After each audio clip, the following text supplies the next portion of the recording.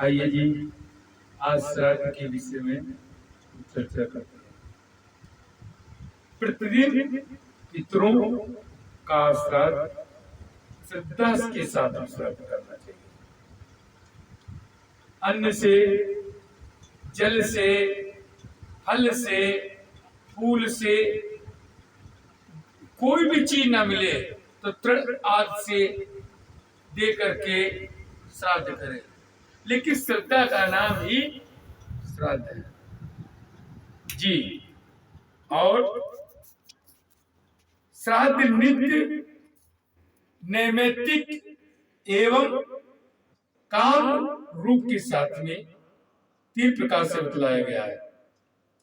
जीवात्मा का अगला जीवन पिछले संस्कारों से बनता है, अतः श्राद्ध करके ये भावना की जाती है कि उसका अगला जीवन अच्छा हो।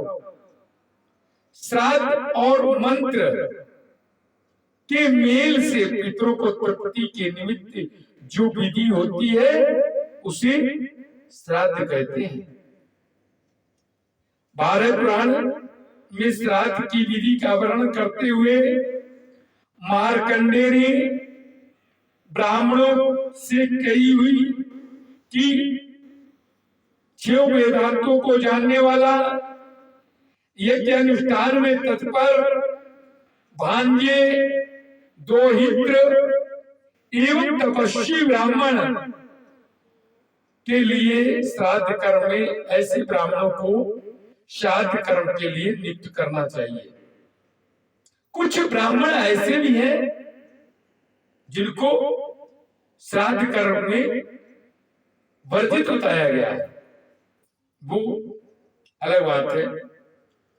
और श्राद्ध में बुलाने वाले व्यक्तियों के विषय में लिखा है कि जो विचारशील पुरुष को चाहिए कि जिससे श्राद्ध कराना हो, एक दिन पूर्व संयमी श्रेष्ठ ब्राह्मण को निमंत्रण दे, परंतु श्राद्ध के दिन भी कोई बिना बुलाए अनिमंत्रित जिसको नहीं बुलाया है आ जाए तो उस दिन उसको भोजन कराना चाहिए। श्राद्ध करता पुरुष को घर आए हुए ब्राह्मण के चरण धोने चाहिए, फिर उन्हें हाथ धो करके आचमन कराना चाहिए, उसके बाद आसन पर बिठा करके भोजन कराना चाहिए। और भोजन को बड़ा ही सुंदर ढंग से परोसे। श्राद्ध को विधि पूर्ण करने के बाद ब्राह्मण मौन होकर के भोजन आरंभ करें।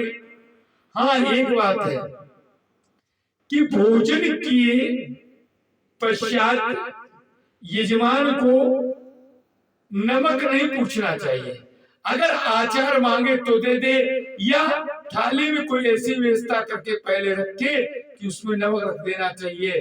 भोजन के पूर्व, भोजन के पश्चात, भोजन करने परोसने के बाद में यजमान को ऐसा नहीं कि महाराज जी नमक चाहिए, नमक अमक कैसा है, नहीं, ये वर्जित है शास्त्र में। और आचार्य लोग भी बड़े प्रेम से भोजन करें। जब ब्राह्मण लोग भोजन करते हैं तो उस समय श्राद्ध करता ऐसी भावना रखे कि ये ब्राह्मण में हमारे पिता, हमारे बाबा, हमारे परबाबा भोजन कर रहे हैं, ये भावना होनी चाहिए।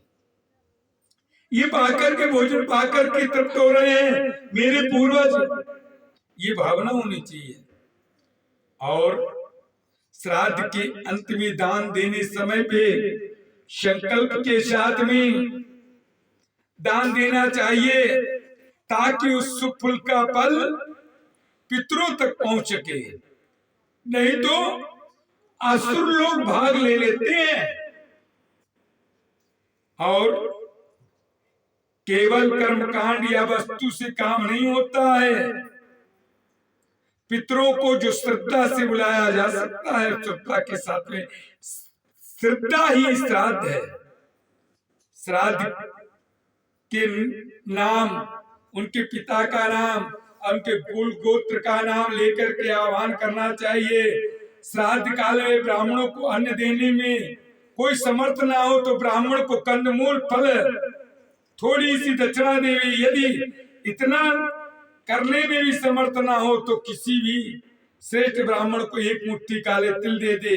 यदि इसका भी अभाव हो तो कहीं ना कहीं से घास ला करके प्रेम और श्रद्धा के पूर्वक पितरों के उद्देश्य से गाय को खिलावे, ऐसे भी श्राद्ध। और श्राद्ध में दोहित्र, कुतुब बेला बोलते हैं 11 से 1 के बीच का समय, और काले तिल, इनकी ज्यादा प्रधानता होती है, ये जरूरी होने चाहिए।